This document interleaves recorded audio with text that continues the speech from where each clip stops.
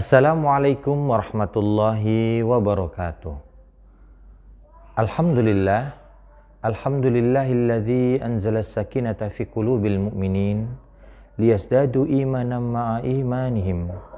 Asyhadu an la ilaha illallah wahdahu la syarika lah wa asyhadu anna Muhammadan abduhu wa rasuluh la nabiyya ba'dah.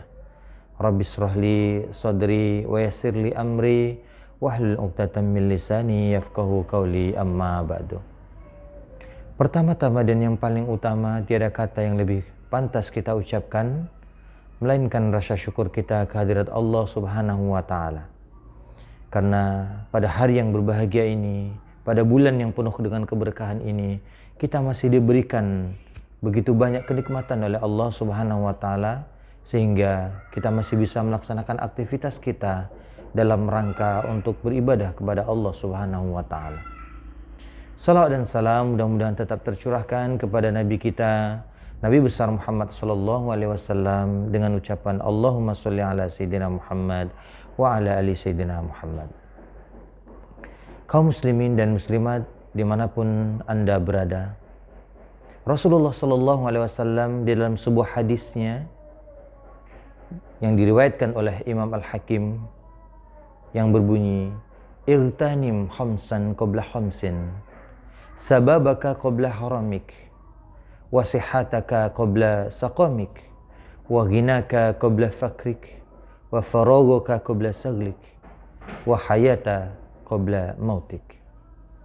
Di dalam sebuah hadis yang diriwayatkan oleh Imam Al-Hakim, Rasulullah SAW berpesan kepada seorang pemuda, Iltanim khamsan lima khamsin, ingatlah 5 perkara sebelum datangnya 5 perkara. Apa yang pertama? Sababaka qabla haramik, masa muda sebelum datangnya masa tua. Wasihataka qabla saqamik, kemudian masa sehat sebelum datangnya masa sakit. Wa ghinaka qabla fakrik, masa kaya sebelum datangnya masa miskin. Kemudian yang keempat, wa faragaka qabla saglik, masa luang, masa lapang sebelum datangnya masa sempit.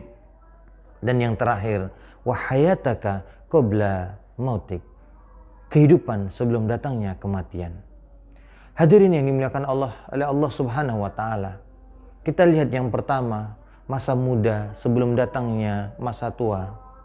Di mana yang kita ketahui bersama, masa muda adalah masa di mana Allah karuniakan kepada dia fisik yang kuat, jasmani yang sehat, sehingga banyak kreativitas, banyak produktivitas yang bisa dilakukan oleh seorang pemuda.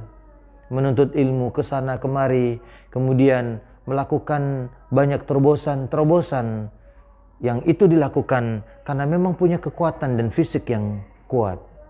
Namun hadirin yang dimuliakan oleh Allah Subhanahu wa taala, di masa yang muda ini, di masa Allah karuniakan kepadanya kekuatan yang besar, otot-otot dan tulang yang kuat, di sanalah kesempatan dia untuk sujud dan rukuk kepada Allah Subhanahu wa taala harus diprioritaskan, harus dilakukan. Karena kebiasaan beribadah untuk rukuk dan sujud kepada Allah Subhanahu wa taala ini hendaknya harus dimulai bahkan dari anak-anak, remaja, dan ketika masa muda ini. Sehingga pembiasaan-pembiasaan ibadah yang dilakukan selama masih muda, mudah-mudahan sampai di hari tuanya, ketika hari tua fisik sudah mulai melemah, kurnia-kurnia Allah pun, karunia yang Allah berikan kepada kita pun sudah mulai berkurang, sehingga produktivitas ibadah kita juga sudah semakin menurun. Yang kedua adalah masa sehat sebelum datangnya masa sakit. Dan sehat ini adalah karunia Allah yang sangat besar yang diberikan kepada kita. Karena dengan kesehatan yang hari ini kita miliki, kita juga bisa melakukan begitu banyak kebaikan, dan tentunya kita lebih banyak untuk beribadah kepada Allah Subhanahu wa taala di masa-masa yang Allah karuniakan kesehatan kepada kita hari ini. Karena kalau sudah terbaring sakit, tidak bisa berbuat apa-apa, kita hanya sabar dengan ujian yang Allah berikan itu, dan kita pun berkurang ibadah kita kepada Allah Subhanahu wa taala. Kemudian yang ketiga adalah masa kaya sebelum Allah datangkan kefakiran atau masa miskin. Hadirin yang dimuliakan Allah Subhanahu wa taala, Allah katakan di dalam Al-Quran, wa mimma razaqnahum yunfikun. Dan di sebagian rizki yang kami berikan kepada mereka, mereka menginfakkan atau memberikan di jalan Allah Subhanahu wa taala. Karenanya hadirin yang dimuliakan Allah Subhanahu wa taala, betapa rizki yang Allah titipkan hari ini kepada kita, sesungguhnya ada hak-hak orang lain, fakir miskin dan seterusnya. Apalagi di bulan yang penuh kemuliaan ini, Allah lipat gandakan setiap pahala sedekah, setiap pahala infak dan wakaf yang kita berikan selama di bulan Ramadan ini. Kemudian yang ketiga adalah masa luang sebelum Allah datangkan masa sempit atau masa sibuk itu. Mungkin sebagian kita beranggapan masa luang itu adalah ketika masa di mana pekerjaan kita sudah selesai, kemudian kita berleha-leha atau santai, kemudian pulang dari kantor, kemudian santai kita dengan anak istri kita dan seterusnya. Pemahaman itu atau pengertian waktu luang itu tidak salah, hadirin kaum muslimin dimanapun Anda berada. Tetapi ada yang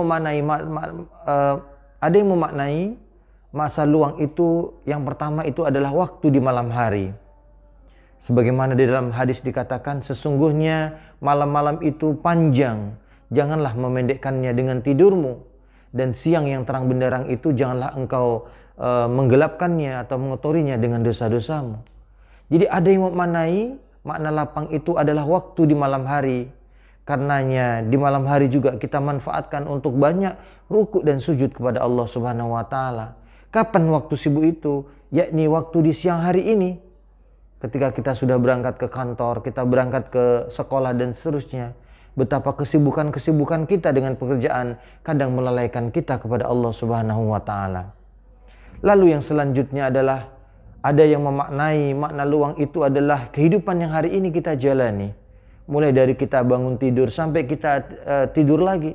Itulah masa luang yang kita miliki. Karena ketika Allah Subhanahu wa taala sudah mengakhiri kehidupan di dunia ini, yakni ketika kita berada di pengadilan Allah Subhanahu wa taala, sesungguhnya itulah masa yang penuh dengan kesibukan, masa yang sangat sibuk buat diri kita. Sebagaimana yang Allah katakan di dalam Al-Quran, di dalam surat Abasa, فَإِذَا جَاءَتِ الصَّاخَّةُ يَوْمَ يَفِرُّ الْمَرْءُ مِنْ أَخِيهِ وَأُمِّهِ وَأَبِيهِ وَصَحِبَتِهِ وَبَنِيهِ لِكُلِّ امْرِئٍ مِّنْهُمْ يَوْمَئِذٍ شَأْنٌ يُغْنِيهِ. Ketika datang suara sokhoh, suara yang sangat memekakkan, setiap kita lari dari saudaranya, bahkan wa ummihi wa abih, bahkan kita pun lari dari ayah dan ibu kita, wa suhibatihi wa bani, dari sahabat dan anak-anak kita. Kenapa? Yauma yafirrul mar'u min akhi likulli imri'in minhum yauma idzin sya'nu yughni. Pada hari itu kita sangat sibuk dengan urusan kita pribadi, dengan kita begitu panik nasib yang akan kita jalani, apakah masuk ke dalam syurganya Allah Subhanahu wa taala atau masuk ke dalam nerakanya Allah. Inilah sebagian orang menafsirkan sesungguhnya sibuknya itu adalah ketika kita berada di hadapan Allah Subhanahu wa taala, dan masa luang itu ketika kita berada di dunia ini. Kaum muslimin dan muslimat dimanapun Anda berada, yang terakhir adalah kehidupan sebelum Allah datangkan kematian. Di dalam surah Az-Zariyat ayat yang ke-56, Allah Subhanahu wa taala berfirman, "Wa ma khalaqtul jinna wal ins illa liya'budun." Tidaklah aku ciptakan jin dan manusia hanya melainkan untuk beribadah kepadaku. Dan hakikat penciptaan kita di muka bumi ini, hadirin yang dimuliakan Allah, adalah untuk beribadah kepada Allah Subhanahu wa taala. Ad-dunya mazra'atul akhirah, dan dunia ini adalah ladangnya akhirat, di mana kita bercocok tanam, menebar benih-benih kebaikan yang insya Allah akan kita tuai atau kita panen nanti di hari akhir. Karenanya semasa kita hidup di dunia ini hendaknya kita melakukan banyak kebaikan, kita banyak melakukan hal-hal yang positif, dan tentunya dalam rangka untuk beribadah kepada Allah Subhanahu wa taala. Karena ketika kematian itu datang, maka selesailah semua urusan kita selama hidup di dunia ini. Dan tidaklah aku ciptakan jin dan manusia hanyalah untuk beribadah kepadaku.